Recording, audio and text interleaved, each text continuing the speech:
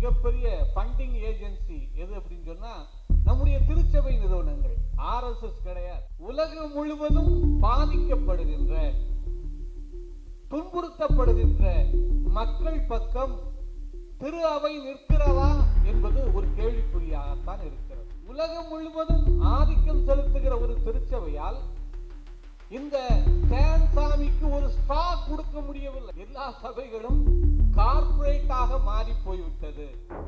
சாமி என்ற ஒரு நபர் ஒரு மலையாளியாக இருந்திருந்தால், ஒரு மேங்களூரியனாக இருந்திருந்தால் அவர் இறந்திருக்க மாட்டார். சாமி என்ற ஒரு நபரை என்னால் காப்பாற்ற முடியாமல் போனது என்று சொன்னால் நான் ஒற்றுமையாக இல்லாமல் போனேன்.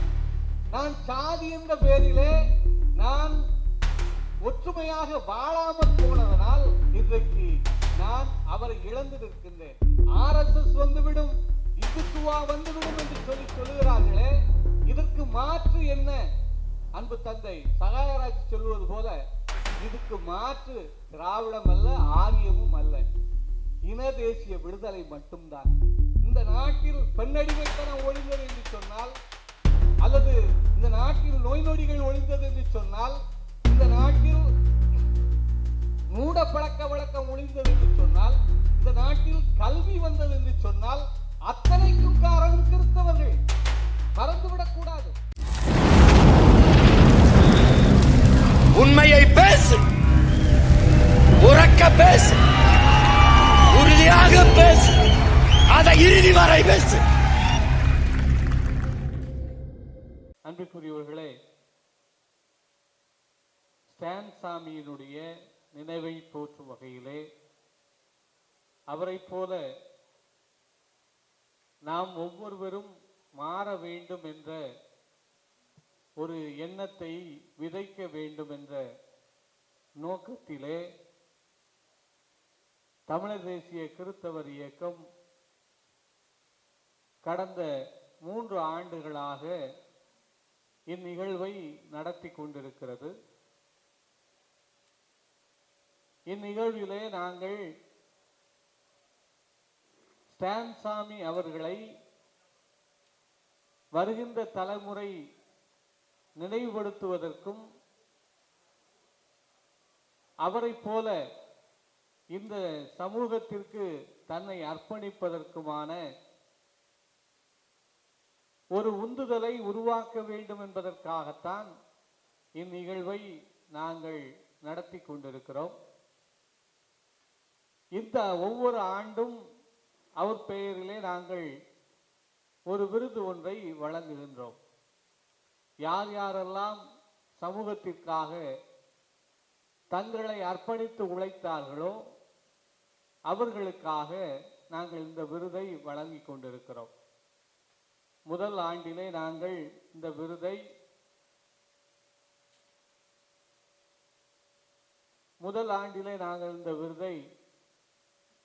அருள் திரு வளன் அவர்களுக்கு கொடுத்தோம். அவர் இப்பொழுது இல்லை, இறந்து போனார். என்னுடைய வகுப்பு நண்பர், துரும்பர் மக்களுக்காக தன்னையே அர்ப்பணித்து வேலை செய்தவர். 2ஆம் ஆண்டு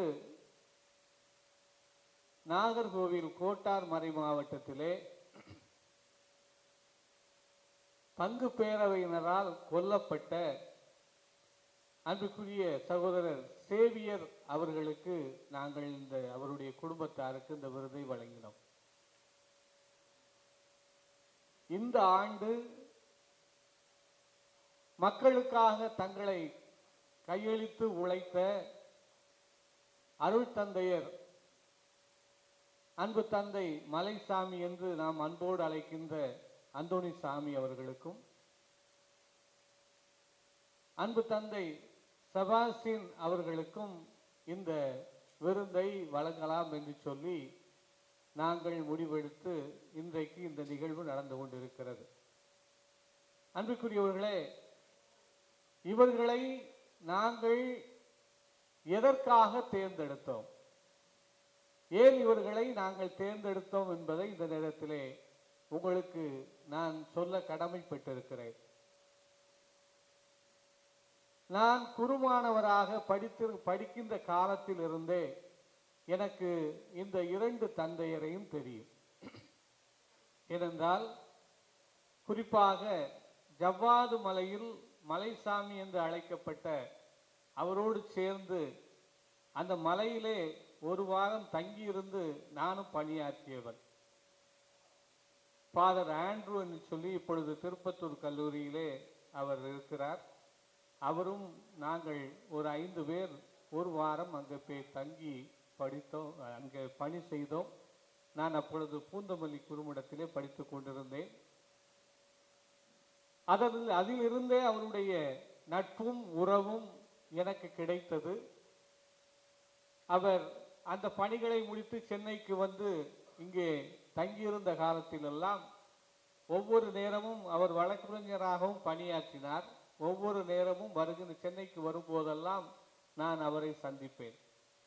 சந்திக்கிற போதெல்லாம் அவருடைய கேள்விகளும் அவருடைய உந்துதலும் என்னை பல நேரத்திலே கேள்விக்கு உட்படுத்தும். மக்கள் சார்ந்து நான் என்ன செய்ய வேண்டும், எப்படி செய்தால் அது மக்களுக்கு பயனுள்ளதாக இருக்கும் என்பதை அவர் ஒவ்வொரு நேரமும் சந்திக்கிற போது என்னோடு விவாதிப்பார். அது மட்டுமல்ல, அதற்கான உதவிகளையும் செய்வார். இவரை பாரு, அவரை பாரு, அதை செய், இதை செய் என்று சொல்லி எனக்கு வழிகாட்டுவார். அப்படிப்பட்ட ஒரு அருமையான தந்தை. இன்றைக்கு ஜவ்வாது மலையிலிருந்து மக்கள் வந்திருக்கிறார்கள். அவருடைய பெயரை கேட்டவுடனே வந்திருக்கிறார்கள். அங்கே உள்ள ரெக்டர் ஃபாதருக்கு நான் தொலைபேசியிலே பேசினேன். அவர்கள் மக்கள் வருவார்கள் என்று சொன்னார்கள்.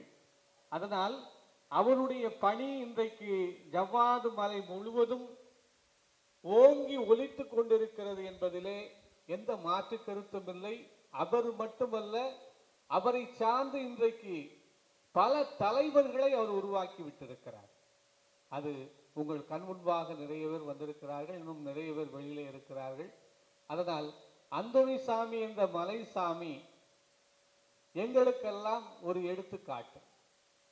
எப்படி ஒரு சாமியார் மக்களுக்காக தன்னை அர்ப்பணிக்க வேண்டும் என்று ஸ்டான் சாமியை போல மலைசாமியும் தன்னை அர்ப்பணித்தவர். அருட்தந்தை செபாஸ்டின் அவர்கள் மாறனோட என்ற ஊரை இன்றைக்கு ஒரு மதிப்புமிக்க ஊராக மாற்றியவர் அவர். அது மட்டுமல்லாமல் சென்ற இடமெல்லாம் ஏழை எளிய மக்களை தேர்ந்தெடுத்து அவர்களை உயர்த்தும் நோக்கிலே பல்வேறு பணிகளை செய்தவர். நேற்று இரவு நான் சென்னைக்கு பயணமாகிற போது மகிமைதாஸ் என்ற ஒரு சகோதரர், அவர் வெளிநாட்டிலே வேலை செய்து கொண்டிருக்கிறார். அவர் என்னை அழைத்து பேசினார். நம்முடைய ஃபாதர் செபாஸ்டின் அவர்களை பற்றி ஏறத்தாழ ஒரு 15-20 நிமிடம் அவர் பேசிக் கொண்டிருந்தார். மேல வாப்பா ஜான்சன், மேல வா. அவர் என்னுடைய நண்பர், மலைசாமியோடு சேர்ந்து பணியாற்றியவர். வாங்க, இங்க முன்னால வா. அப்பொழுது அந்த மகிமைதாஸ் என்கின்ற அந்த தம்பி செபாஸ்டின் ஃபாதரை பற்றி பல்வேறு காரியங்களை சொல்லுகிறார். உண்மையிலே எனக்கு கேட்க கேட்க எனக்கு வெட்கமாக இருந்தது. நாமும் சாமியாராக இருக்கிறோம், நாம் என்னத்தை சாதிச்சிட்டோம். ஆனால் சாமியாராக இருந்து இவ்வளவு காரியங்களை சாதித்திருக்கிறார்களே என்று பார்க்கிற போது உண்மையிலேயே எனக்கு வியப்பாக இருந்தது. இப்படி அதே மாதிரி அருள்வரன் நான் ஏற்கனவே சொன்னேன், இப்படி மக்களுக்காக தங்களை அர்ப்பணித்து உடல் பொருள் ஆவி அனைத்தையும் கொடுத்து இயேசுவை போல பிரதர் சொன்னது மாதிரி சிலுவையை ஏற்றுக்கொண்டு தங்களை அர்ப்பணித்த பணியாளர்கள் ஆயிரம் இந்த உலகத்தில் இருக்கிறார்கள். இந்த உலகத்திலே இயேசுவை தன் தலைமையாக கொண்டு அவருடைய வாழ்வியலை தன் வாழ்வியலாக மாற்றி இன்றைக்கு மக்களை மேம்படுத்த வேண்டும் என்பதற்காக தங்களை அர்ப்பணித்து உழைக்கிறவர்கள் இந்த உலகத்திலே நிறைய குருக்கள், நிறைய துறவிகள் இருக்கிறார்கள். அதனால் உண்மையிலேயே அதற்கு நான் பெருமைப்படுகின்றேன். ஆனால் அன்பிற்குரியவர்களே, இந்த பெருமையோடு நாம் நின்றுவிட முடியுமா என்று சொன்னால் அங்குதான் சிக்கல் இருக்கிறது.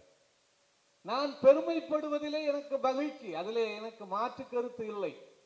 திரு அவை இன்றைக்கு உலகம் முழுவதும் இது போன்ற பல்வேறு பணிகளை இன்றைக்கு அவர்கள் செய்து கொண்டிருக்கிறார்கள். உலகத்திலே அதிகமான அளவுக்கு மாற்று பணிக்கும் மக்கள் பணிக்கும் நிதியுதவி செய்கிறது என்று சொன்னால் திருச்சபை நிறுவனங்கள், மறந்துவிடக்கூடாது.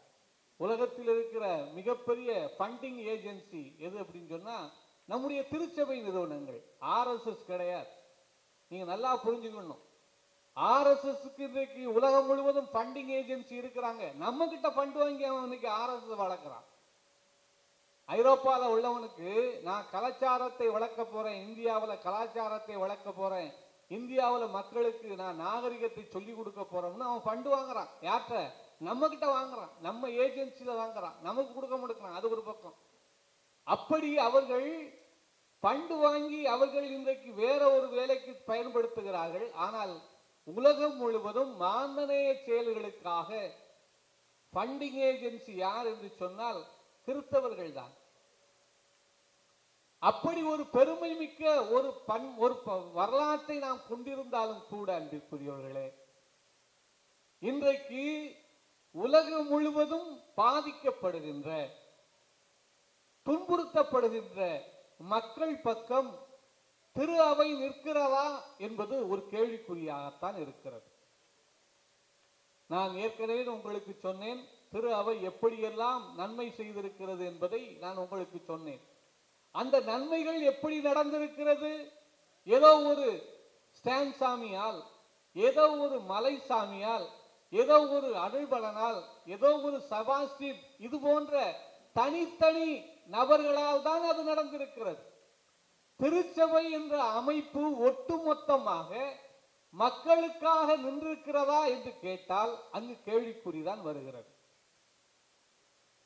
சாமியாரா இருந்துகிட்டு என்னடா நீங்க எப்படி பேசுறீங்களே அப்படின்னு சொல்லி நீங்க யோசிக்கலாம். சாமியாரா இருக்கிறதுனால தான் நான் பேசுறேன், இருக்கிறதுனால தான் நான் சொல்றேன். ஒரு அமைப்பாக, திரு அவை என்ற அமைப்பாக மக்களுக்காக, ஒடுக்கப்பட்டவர்களுக்காக அது நின்றிருக்கிறதா என்று சொன்னால் அது கேள்விக்குறிதான். பாப்பரசர் லியோ அவர்கள் இப்பொழுது பொறுப்பேற்ற பின்பாக உலகம் முழுவதும் நடக்கின்ற போர்கள் ஓய வேண்டும், உலகம் முழுவதும் நடக்கின்ற அட்டுழியங்கள், மனித உரிமை மீறல்கள் தடுக்கப்பட வேண்டும் என்று சொல்லி எல்லாம் பேசிக் கொண்டிருக்கிறார்கள். இதே ஈழத்திலே லட்சக்கணக்கான மக்கள் கொன்று குவிக்கப்பட்ட போது இங்கே இருந்தவர்கள், திரு அவையை சார்ந்தவர்கள் யாராவது வாய் திறந்தார்களா? யாராவது வாய் திறந்தார்களா? கிடையாது, கிடையாது. அப்போ இன்றைக்கு உலகத்திலே இஸ்ராயல் அடிக்கப்படுகிறது, இஸ்ராயல் மக்கள் மீது போர் தொடுக்கப்படுகிறது என்று சொல்லுகிற போது போப்பாண்டவர் பேசுகிறார். ஆனால் அதே நேரத்தில் ஈழத்தில் மக்கள் அழிக்கப்பட்ட போது இந்த திரு அவை வாய் திறக்கவில்லை. இதுதான் இன்றைக்கு இருக்கின்ற நிலைமை. அன்புக்குரியவர்களே, இதற்கு ஒருவேளை நாம் சொல்லலாம், போப்பானவருக்கு, அது பாப்பாண்டவருக்கு அதை பற்றி யாரும் சொல்லியிருக்க மாட்டாங்க, பேசியிருக்க மாட்டாங்க அப்படின்னு கூட நம்ம சொல்லலாம். ஆனால் அன்புக்குரியவர்களே, உலகம் முழுவதும் நடக்கின்ற அத்துணை பிரச்சனைகளையும் பற்றி பேசுகிறவர்கள் ஏன் ஈழ பிரச்சனையை பற்றி பேசவில்லை என்ற கேள்விதான் நம் கண் முன்பாக வருகிறது. அதனால்தான் இன்றைக்கு நான் ஒவ்வொரு நேரமும் ஸ்டான்சாமியை பற்றி நினைக்கின்ற போது நான் இதை ஒரு திருச்சபையின் மீது குற்றமாகவே வைக்கின்றேன். இவ்வளவு பெரிய திருச்சபை, உலகம் முழுவதும் ஆதிக்கம் செலுத்துகிற ஒரு திருச்சபையால் இந்த ஸ்டான்சாமிக்கு ஒரு ஸ்ட்ரா கொடுக்க முடியவில்லை. அதுதான் நம்முடைய சிக்கல். ஒரு தன்னுடைய அந்த கை நடுக்க நோயினால் பாதிக்கப்பட்ட அவருக்கு கையில் தண்ணியை பிடித்து குடிக்க முடியாது. ஸ்ட்ரா வச்சு குடித்தால்தான் அவரால் குடிக்க முடியும். அப்படிப்பட்டவருக்கு ஒரு ஸ்ட்ரா கொடுப்பதற்கு இந்த திருச்சபையால் முடியவில்லை. அன்புக்குரியவர்களே, அதை நினைக்கிற போது நமக்கு வேதனையாக இருக்கிறது. இன்றைக்கு சேசு சபை இந்தியாவில் இருக்கின்ற எல்லா முக்கிய நகரங்களிலும் அவர்கள் தான் இருக்கிறார்கள். அவர்களுடைய நிறுவனங்கள் இருக்கிறது. அவர்களிடம்தான் எல்லா அரசியல்வாதியும் படித்து வெளியே போயிருக்கிறான். ஆனால் அவர்களால் என்ன செய்ய முடியல? ஒரு ஸ்டா கொடுக்க முடியவில்லை. அப்படி என்று சொன்னால் ஸ்டான் சாமியை நீங்கள் எப்படி பார்க்கிறீர்கள்? மலைசாமியை நீங்கள் எப்படி பார்க்கிறீர்கள்? சபாஸ்திரை நீங்கள் எப்படி பார்க்கிறீர்கள்? வளரை நீங்கள் எப்படி பார்க்கிறீர்கள்? இதுதான் என்னுடைய கேள்வியாக இருக்கிறது.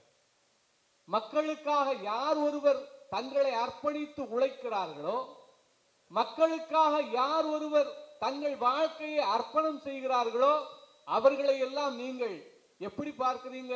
நிறுவன திருச்சபை எப்படி பார்க்கிறது? வேலையற்றவன், இவனாலதான் குழப்பம், இவனாலதான் பிரச்சனை, ஒரு பிரச்சனையின் அறிகுறியாகத்தான் பார்க்கிறதே தவிர திரு அவை அவர்களுக்கு ஒத்துழைப்பு கொடுக்க வேண்டும், அவர்கள் செய்கின்ற பணியிலே இணைந்து செயல்பட வேண்டும் என்று சொன்னால் அதற்கு உதவி செய்வதற்கு திரு அவை முன் வருவதில்லை. சாமி சொல்லுகிறார், நாங்கள் பல நேரத்திலே அவரை பற்றி பேசியிருக்கிறோம்.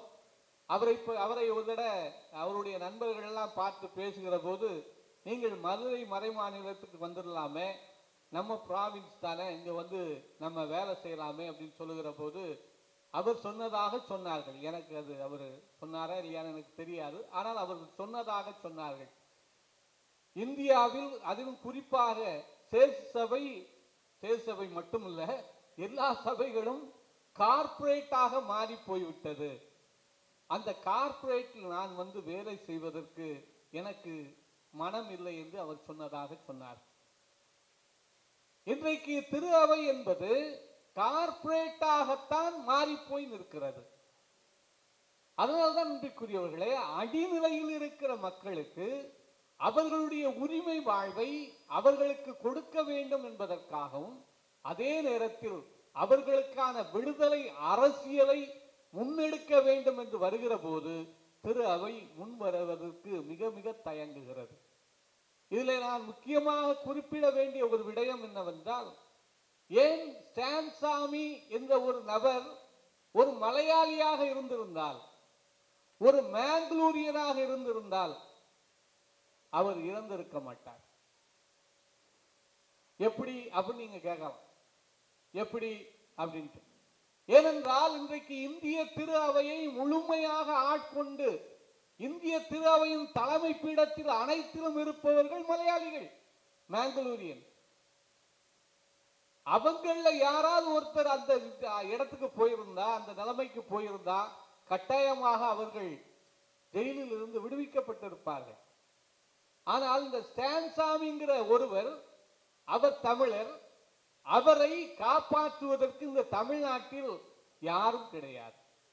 தமிழ்நாட்டு தலைமை அமைச்சரை அல்லது தமிழ்நாட்டில் இருக்கிற தலைமை பீடங்கள், சபை பீடங்கள், ஆயர் பேரவை எதுவும் கிடையாது. அதுதான் நம்மளுடைய இழிநிலை. இதற்கு காரணம் என்ன அன்பிற்குரியவர்களே? இதற்கு காரணம் என்ன? நம்மிடம் இருக்கிற சாதிய வேறுபாடு. கிறிஸ்தவத்தில் இன்றைக்கு சிக்கலாக இருக்கின்ற மிக முக்கிய பிரச்சனை என்று சொன்னால் சாதிய வேறுபாடு. நம்முடைய அன்பு சகோதரர் தடா அவர்கள் வந்திருக்கிறார்கள். இஸ்லாம் மதத்தில் இஸ்லாமை பற்றி, இஸ்லாமில் இருக்கிற சிக்கல்களை பற்றி, இன்னைக்கு இஸ்லாமிய மக்களை தமிழ் தேசிய அரசியலுக்கு கொண்டு வர வேண்டும் என்று மிக சிறப்பாக பணியாற்றி கொண்டிருக்கிறார்கள். அன்புக்குரியவர்களை, இஸ்லாமியர்கள் இன்றைக்கு ஒன்றாக நிற்கிறார்கள். ஏனென்றால் அவர்கள் சாதி வித்தியாசம் பார்ப்பதில்லை. ஏனென்றால் அவர்கள் தன்னுடைய சர்டிபிகேட்டில் கூட எங்கேயும் சாதியை அவர்கள் எழுதுவதில்லை, இஸ்லாமியர் என்று மட்டும்தான் எழுதுகிறார்கள். ஆனால் கிறிஸ்தவர்கள் மட்டும்தான் கிறிஸ்தவ உடையார், கிறிஸ்தவ நாடார், கிறிஸ்தவர் பிள்ளை, கிறிஸ்தவர் பறையர், கிறிஸ்தவர் பள்ளர் என்று எழுதியிருக்கிற அவல நிலையை நாம் பார்க்கின்றோம். அதனால்தான் இன்றைக்கு இருக்கின்ற இந்த திரு அவை, குறிப்பாக இந்திய திரு அவை, நம்மில் ஒற்றுமையாக நிற்க முடியாமல் போவதற்கான காரணமாகவும் அது அமைகிறது. ஏன் கிறிஸ்தவ திரு அவையை சார்ந்தவர்கள் இன்றைக்கு நாங்கள் சாதி ஒழிப்போம் என்று மாநாடு நடத்தியவர்கள் நீங்கள் ஏன் இந்த கோரிக்கையை முன்வைக்கவில்லை? கிறிஸ்தவர்களுக்கு இனி பதிவு செய்கிற போது சாதியை போடக்கூடாது, வெறும் கிறிஸ்தவர் என்று மட்டும் வையுங்கள் என்று ஏன் சொல்லக்கூடாது? அல்லது நீ சாதியை உள்வாங்கி அதை ஏற்றுக்கொள்கிறாய் என்று சொன்னால் தலித் கிறிஸ்தவர் இந்து தலித்துக்களுக்கு என்ன உரிமை உண்டோ அதே உரிமையை தலித் கிறிஸ்தவர்களுக்கு கொடு என்று ஏன் எல்லாரும் பேசவில்லை? அல்லது எம்பிசிக்கு உள்ள உரிமையை எல்லாருக்கும் கொடு என்று ஏன் பேசவில்லை? அன்புக்குரியவர்களே, இதில் தான் நம்முடைய கிறிஸ்தவம் இன்றைக்கு சிக்கலில் சிக்கிக்கொண்டு அலைக்கழிக்கப்படுகிறது. அதனால்தான் நான் சொல்லுகிறேன், இன்றைக்கு கிறிஸ்தவர்கள் இன்றைக்கு சாதியை கடந்து ஒன்றாக நின்றால் இன்றைக்கு இந்த தமிழ்நாட்டினுடைய தலையெழுத்தையே மாற்ற முடியும். ஏனென்றால் அன்புக்குரியவர்களே, கிறிஸ்தவர்கள் தமிழ்நாட்டில் அரசின் கணக்குப்படி 7.5 விழுக்காடு என்று சொல்லுகிறார்கள். ஆனால் நம்ம மயிலன் போன்ற பாஸ்டர்களிடம் நாம் பேசினோம் என்று சொன்னால் குட்டி திருச்சபையாக இருக்கின்ற தமிழ்நாடு முழுக்கும் இருக்கின்ற திருச்சபைகளை நாம் சேர்த்தோம் என்று சொன்னால் ஏறத்தாழ 12.5 விழுக்காடு கிறிஸ்தவர்கள் தமிழ்நாட்டில் இருக்கிறார்கள். இந்த தமிழ்நாட்டிலே அண்ணா திமுகவும் திமுகவும் இருக்கின்ற ஓட்டு விகிதாச்சாரம் என்பது வெறும் 3 விழுக்காடு தான் அவர்களுக்குள்ள வேறுபாடு. அண்ணா திமுகவுக்கு இன்றைக்கு 21 விழுக்காடு, திமுகவுக்கு 24 விழுக்காடு. இந்த கூட்டணி கட்சிகள் சேர்வதை வைத்துதான் அவர்கள் வெற்றி பெறுகிறார்கள். இந்த கூட்டணி கட்சிகளுக்கு முழுக்க யார் பலமாக இருக்கிறார்கள் என்று சொன்னால் மைனாரிட்டி என்று சொல்லப்படுகின்ற இஸ்லாமியரும் கிறிஸ்தவர்களும் ஆட்டு மந்தை போல தங்களுடைய வாக்குகளை செலுத்துவதனால் இன்றைக்கு அவர்கள் வெற்றி பெறுகிறார்கள். அதனால்தான் நன்றிக்குரியவர்களை நாம் சிந்தித்து பார்க்க வேண்டும். இன்றைக்கு இந்த தமிழ்நாட்டில் என்னுடைய ஒரு நபரை, ஸ்டான்சாமி என்ற ஒரு நபரை என்னால் காப்பாற்ற முடியாமல் போனது என்று சொன்னால் நான் ஒற்றுமையாக இல்லாமல் போனது. நான் சாதி என்ற பெயரிலே நான் ஒற்றுமையாக வாழாமல் போனதனால் இன்றைக்கு நான் அவரை இழந்து நிற்கின்றேன். மிகப்பெரிய ஒரு போராளி. அந்த போராளியை காப்பாற்ற என்னால் முடியாமல் போனது. காரணம் என்ன? இந்த திருச்சபையிலே சாதி என்கிற பிரச்சனை, தமிழகத்தில் இருக்கிற சாதி என்கிற பிரச்சனை. அதனால்தான் இன்றைக்கு சாதியை கடந்து நாம் எல்லோரும் கிறிஸ்தவர்களும் இஸ்லாமியர்களும் இந்துக்களும் தமிழர் என்ற ஒரு ஓர்மைக்கு வந்தால் மட்டும்தான் இந்த இந்தியாவை காப்பாற்ற முடியும். அதனால்தான் நாங்கள் தமிழர் தேசிய கிறிஸ்தவர் இயக்கம் எப்பொழுதும் முன்வைக்கின்ற ஒரு விடயம் என்னவென்றால், இன்றைக்கு RSS வந்துவிடும், இந்துத்துவா வந்துவிடும் என்று சொல்லுகிறார்களே, இதற்கு மாற்று என்ன? அன்பு தந்தை சகாயராஜ் சொல்வது போல இதுக்கு மாற்று திராவிடம் அல்ல, ஆரியமும் அல்ல, இன தேசிய விடுதலை மட்டும்தான். இன தேசிய விடுதலை மட்டும்தான் இதற்கு மாற்று. எதற்காக நான் இதை சொல்கிறேன் என்று சொன்னால் நீங்கள் புரிந்து கொள்ள வேண்டும் அன்பிற்குரியவர்களே. இந்தியா என்பது மொழிகளால் ஆன நாடு. தமிழ்நாட்டில் தமிழ் பேசுகிறவர்கள், கேரளாவில் மலையாளம் பேசுகிறவர்கள், ஆந்திராவில் தெலுங்கு பேசுகிறவர்கள், ஒவ்வொரு மாநிலமும் அதனுடைய மொழி அடிப்படையில் உருவானது. சாதியும் மதமும் இடையில் வந்தது. மொழி என்பது தாய் பாலோடு வந்தது. அதனால்தான் இந்த நாட்டில் மொழி வழி தேசிய இனங்கள் ஒன்றாக நின்று அவரவர்கள் உரிமையை அவரவர்கள் நிலைநாட்டினால் இந்த நாடு இந்துத்துவாவுக்கோ அல்லது ஜாதித்துவாவுக்கோ உட்படாது. அதை தாண்டி யோசிக்கும். இதுவரை ஆண்ட காங்கிரஸாக இருக்கலாம், திமுகவாக இருக்கலாம், இவர்கள் எல்லாரும் அல்லது அண்ணா திமுகவாக இருக்கலாம், இவர்கள் எல்லாரும் எதை வைத்து ஆண்டார்கள்? சாதியை வைத்து ஆண்டார்கள். எந்த சாதி எந்த இடத்துல இருக்குது அதுக்கு ஏத்த மாதிரி ஓட்ட போட ஆளை நிப்பாட்டு. இந்துத்துவா இன்றைக்கு என்ன செய்கிறது? மதத்தை வைத்து ஆளுகிறது. இந்த இரண்டுமே நமக்கு எதிரானது. அதனால்தான் இன்றைக்கு தமிழ் தேசிய கிறிஸ்தவர் இயக்கம் இந்தியாவில் இருக்கின்ற RSS பிரச்சனைக்கு, இந்துத்துவா பிரச்சனைக்கு ஒரே ஒரு தீர்வு இன தேசிய விடுதலை மட்டும்தான் என்பதை முன்னிறுத்தி நான் என்னுடைய நாட்டில் தமிழ்நாட்டை தமிழன் ஆள வேண்டும், கேரளாவை மலையாளி ஆள வேண்டும், ஆந்திராவை தெலுங்கன் ஆள வேண்டும். மற்ற நாட்டிலெல்லாம் அவன் ஆளுறான், மற்ற நாட்டிலெல்லாம் அவன் ஆளுறான். ஆனால் இந்த தமிழ்நாட்டில் மட்டும்தான் அன்பிற்குரியவர்களே தமிழன் என்ற போர்வையில் எவையவனாவும் ஆளுகிறான். அதற்கு அதிகமாக சிங்கடிப்பவர்கள் யாராக இருக்கிறார்கள்? கிறிஸ்தவர்களாக இருக்கிறார்கள். இஸ்லாமியர்கள் கூட பரவாயில்ல, இஸ்லாமியர்கள் கூட பரவாயில்ல. ஏன்னா அதிமுக வந்தாலும் அங்க ஒரு முஸ்லிம் கட்சி கூட்டணியில் இருக்கும், திமுக வந்தாலும் அங்க ஒரு முஸ்லிம் கட்சி கூட்டணியில் இருக்கும். அவர்களுக்கு 4 சீட்டாவது கிடைக்கும். ஆனால் இந்த கிறிஸ்தவர்களுக்கு மட்டும்தான் எதுவுமே கிடையாது. இது போடு கருப்பட்டி, எங்க போட்டாலும் இது அப்படி ஒட்டிக்கிடும், அவ்வளவுதான். ஏன் இந்த இழிநிலை என்று சொன்னால் அன்பிற்குரியவர்களே, இந்த கிறிஸ்தவர்கள் இருக்கிற இந்த அந்த என்ன சொல்லுவாங்க சாடிஸ்ட் புத்தின்னு ஒரு புத்தி உண்டு. என்ன அப்படின்னு சொன்னா, இவன் திட்ட முடியாது, இவன் பேச முடியாது, எவன் திட்டுதாங்க அவங்க கூட சேர்ந்து திங்கி அடிக்கிறது. இப்படிதான் இருக்குது. இன்றைக்கு நான் சொல்லுகிறேன், பெரியார் என்பவர் அல்லது ஈவே ராமசாமி என்பவர் கடவுள் மறுப்பு கொள்கையை உடையவர். போன தடவை சீமான் அவர்களை வைத்து நாங்கள் ஒரு கூட்டம் நடத்தினோம். கிறிஸ்தவர்களும் சீமானை சந்தித்து கேள்வி கேட்கலாம் அப்படின்னு ஒரு கூட்டம் நடத்தினோம். அது முடிஞ்ச உடனே நிறைய பேர் பேசினாங்க. அதுல பெரியாரை பற்றி அவரும் ஒரு சில விஷயங்கள் பேசினார். பெரியார் ஈவே ராமசாமியை பற்றி, அவரு ஈவே ராமசாமியை பற்றி பெரியாரை பற்றி இப்படி பேசிட்டாரு. நான் அதான் சொன்னேன், தந்தை பெரியார். அது அவர் யாருக்கு தந்தை? யாருக்கு தந்தை?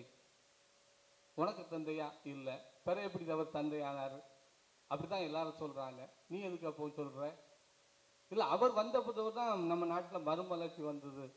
நான் தான் சொல்றேன், அவர் வந்த பிறகு மறுமலர்ச்சி வந்தது நீ சொன்ன கிறிஸ்தவன் நீ சொல்லுகிறாய் என்று சொன்னால் நீ கிறிஸ்துவை மறுக்கிறாய் என்று நான் சொன்னேன். கிறிஸ்தவத்தை நீ மறுக்கிறாய் என்று நான் சொன்னேன். ஏன் தெரியுமா? இந்த நாட்டிலே அன்பிற்குரியவர்களே, கிறிஸ்தவர்கள் கொண்டு வராத மறுமலர்ச்சியை ஏதாவது நான் சொல்லிடுவேன், யாரு கொண்டு வரவில்லை. கிறிஸ்தவர்கள் கொண்டு வர, நான் அதை மாற்றி சொல்லுவேன். ஏனென்று சொன்னால் அன்பிற்குரியவர்களே, இந்த நாட்டில் பெண்ணடிமைத்தனம் ஒழிந்தது என்று சொன்னால், அல்லது இந்த நாட்டில் நோய் நொடிகள் ஒழிந்தது என்று சொன்னால், இந்த நாட்டில் மூட பழக்க வழக்கம் ஒழிந்தது என்று சொன்னால், இந்த நாட்டில் கல்வி வந்தது என்று சொன்னால், அத்தனைக்கும் காரணம் கிறிஸ்தவர்கள். மறந்துவிடக் கூடாது. நீ செய்த தொண்டை உன்னால் அதை ரெகக்னைஸ் பண்ண முடியல அப்படின்னு சொன்னா, அவர் வந்து செஞ்சார் இவர் வந்து செஞ்சாருன்னு சொன்னா, ஏதோ வரலாறே உனக்கு தெரியல முட்டா பேல அப்படின்னு நான் சொல்ல முடியும். அப்படிதான் நான் சொல்ல முடியும். நீ பெரியாரை தந்தை பெரியார் என்று ஏற்றுக்கொள்கிறாய் என்று சொன்னால், அப்ப நீ இயேசுவை என்ன சொல்ற? இயேசுவை என்ன சொல்ற? இயேசுவின் பெயரில் இந்த நாட்டிற்கு வந்து உயிரை கொடுத்து இங்க இருக்கிற சாதிய வன்கொடுமைகளுக்கு எதிராக போர் புரிந்து தங்கள் உயிரை கொடுத்தவர்களை நீ என்ன சொல்ற? அவனை நீ என்னைக்கா யோசிச்சிருக்கியா? எத்தனை மிஷனரி இங்க வந்து உயிரை கொடுத்திருக்கிறான், எத்தனை துறவிகள் இந்த மண்ணில உயிரை கொடுத்திருக்காங்க. அன்பிற்குரியவர்களை நல்லா புரிஞ்சுக்கணும். எல்லா சாமியார சிஸ்டரும் பெரியார் தான் இந்த நாட்டுக்கு. ஏன் முட்டா பேர்கள்? அவங்களுக்கு அறிவு இருக்குதா? உங்களுக்கு அறிவு இருக்குதா? உண்மையிலே உனக்கு வரலாறு தெரியுமா? நீ உண்மையான கிறிஸ்தவனாக இருக்கிறாய், உண்மையான கிறிஸ்தவ அருள்பணியாளராக இருக்கிறாய், உண்மையான கிறிஸ்தவ அருள் சகோதரியாக இருக்கிறாய் என்று சொன்னால், நீ பெரியார் தான் செய்தார் என்று சொன்னால் நீ கிறிஸ்துவுக்கு எதிராக பேசுகிறாய். நான் உனக்கு வந்து சவால் விடுதேன். நீ எங்கனாலும் வா, பேசி பார்ப்ப. நான் சவால் விடுதேன். ஏனென்று சொன்னால் அன்பிற்குரியவர்களே, இந்த நாட்டில் கிறிஸ்தவம் செய்யாத மறுமலர்ச்சியை எந்த மயிலாய்டும் செஞ்சது கிடையாது. நான் அவனை எழுதித்தார், எந்த மயிலாய்டும் செஞ்சது கிடையாது. ஏனென்று சொன்னால் கிறிஸ்தவர்கள் அத்தனை காரியங்களையும் செய்து கொடுத்திருக்கிறார்கள். அப்படின்னு சொன்னா, நான் இன்றைக்கு பெரியாரை பற்றி பேசிவிட்டேன், உனக்கு ரத்தம் குதிக்குது அப்படின்னா, இயேசுவை என்னெல்லாம் சொல்லி கிண்டல் பண்றாங்க. உன்னை பார்த்து பாவாடங்கிறான், என்னெல்லாம் சொல்றான். அதுக்கு உனக்கு ஒரு கோபம் வரவே இல்லையே. இப்ப கூட ஒரு படம் வந்துச்சு, சமீபத்தில் ஒரு படம் எடுத்தாங்க. அந்த படமும் இந்த ஓடதான் செஞ்சுச்சு. நீ என்ன பண்ணிக்கிட்டு இருந்த கிறிஸ்தவன்? அவரை சொன்னதுக்கு மட்டும் நீ குதிக்கிறியடா. இப்போ ஒரு படம் வந்தத, அதுக்கு நீ என்ன பண்ண? இந்த நாட்டில் அன்பிற்குரியவர்களை நல்லா புரிஞ்சுக்கணும். பிராமணன் ஆங்கிலேயர்களுக்கு அடிவருடியாக இருந்தான். வந்ததிலிருந்து பிராமணன் ஆங்கிலேயர்களுக்கு அடிவருடியாக இருந்தான். எங்க பிரச்சனை வருது அப்படின்னு சொன்னா ரெண்டே விஷயம் தான். ஒண்ணு, ஆங்கிலேயன் சொன்னான் சட்டத்திற்கு முன்பாக எல்லோரும் சமம் என்று சொன்னான். பிராமணன் சொன்னா அதெல்லாம் கிடையாது, நாங்க மேல மற்றவங்க எல்லாம் கீழன்னா. நோ ஃபூல், சட்டத்துக்கு முன்னால எல்லாரும் ஈக்குவல், வேணும்னா இருனா போனா. அங்கதான் பிரச்சனை வந்தது. அங்கதான் RSS தொடங்குகிறது. அன்றைக்குரியவர்களை சனாதன தர்மத்தை பாதுகாக்க வேண்டும் என்பதற்காக தான் RSS தொடங்குகிறது. யாரு போட்ட விதை? வெள்ளக்காரன் போட்ட விதை. சட்டத்துக்கு முன்பாக எல்லாரும் ஒண்ணு அப்படின்னா அவன் கேட்க மாட்டான். ரெண்டாவது விஷயம் என்னது? எல்லாருக்கும் கல்வி அப்படின்னா. பிராமணன் சொன்ன அதெல்லாம் கிடையாது, சூத்திரவாள் படிக்க கூடாது, அவன் காதுல ஈயத்தை ஊத்தணும்னா வெட்டியே போட்டுரும், ஓடி போல அப்படின்னா. எல்லாருக்கும் கல்வின்னு. அந்த 2 நாள் தான் அன்னைக்கு அன்பிற்குரியவர்களே RSS வந்தது.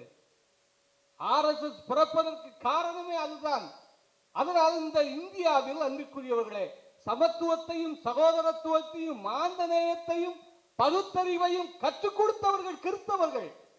அவர்கள் அந்த வரலாற்றை நீ மறந்துட்டு, பெரியார் சொன்னாரு, திராவிட கழகம் சொல்லிச்சு, அண்ணா சொன்னாரு, ஆட்டுக்குட்டி சொல்லிச்சு அப்படின்னு நீ அப்படின்னு சொன்னா உன் வரலாற்றை நீ மறந்து போயிருக்கிறாய் என்ற அர்த்தம்.